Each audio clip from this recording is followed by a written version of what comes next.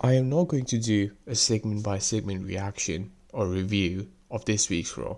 The reason I'm not going to do it is because it was absolutely horrible. There was nothing that actually progressed this week. Nothing. Tell me one storyline that actually progressed. A storyline where something was established, something unrolled. There was nothing of that nature this week. Nothing at all. And this is just another filler episode in the grand scheme of things. This is fucking stupid, man. I am in such a bad mood because of this. This is not a show that anybody would actually enjoy watching.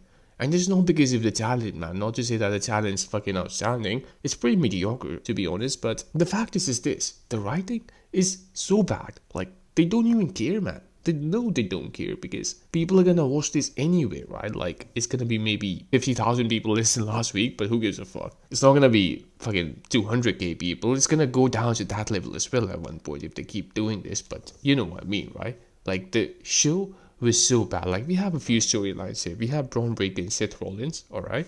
So we got that storyline. We got the Judgment Day bullshit, which has been going on in one way or the other since, like, what?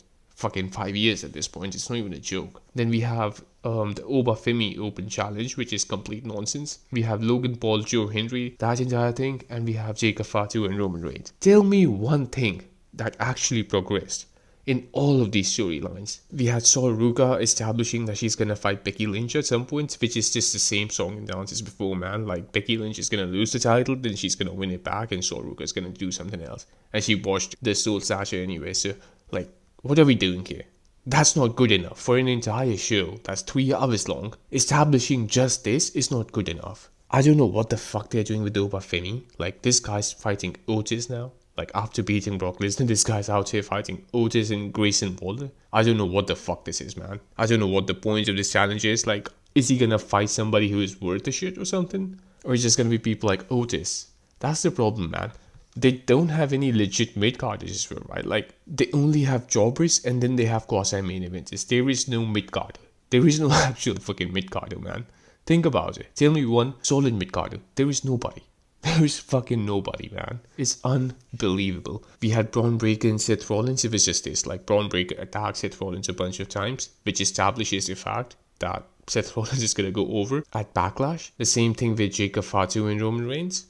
Right, so Jacob Fatu did the Tongan Death Grip, I think it's called. It's just fucking bullshit. Like, I don't know why this move is supposed to be sacred. I think that's how they're presenting it. Like, it's a sacred move. You're not supposed to do it, but he's doing it anyway because he needs to do it for the family. Get the fuck out of here, man. Get the fuck out of here. Anyway, he does that. That's all we have, man. That's all this show has. We have Obafemi doing fuck all as always. He has not been in any actual storylines till now. We had the segment with Asuka and Io Sky that doesn't really establish anything as well. Nothing has progressed further. And that's my entire issue, man. That's the reason, that's the main reason in my opinion that these shows feel so boring. Because nothing ever progresses. It's the same thing again and again.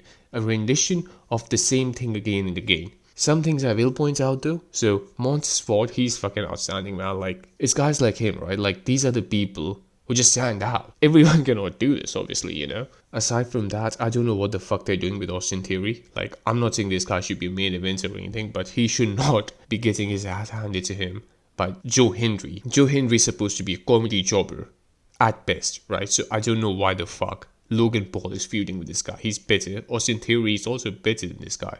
They should be doing something better than this. I don't know why the fuck they're not in like some meaningful storylines. They're feuding with Joe Hendry. But anyway, irrespective of whoever the fuck these people are feuding with, whoever is feuding with whoever, like, why is nothing progressing? We had a segment a few weeks ago with LA Knight and Gunther. What happened to that, by the way? These guys have not shown up. I think Gunther is in SmackDown now, but like, he just had a segment on Raw. I'm pretty sure it was on Raw with LA Knight where they're talking about like having a potential rivalry or something. So that was just scrapped. LA Knight is nowhere to be seen. I don't understand this. Why is he not here? Like, why is he not fighting a match just randomly? Don't tell me he's on SmackDown because I'm pretty certain he was on Raw and he was feuding with the Vision. And I read somewhere that this guy might just get fired. Like, there is a possibility of that happening as well. So just keep that in mind. They might just do that. I think the writers and the creators of the show, the people who are in charge, they have no fucking clue how to write a TV show.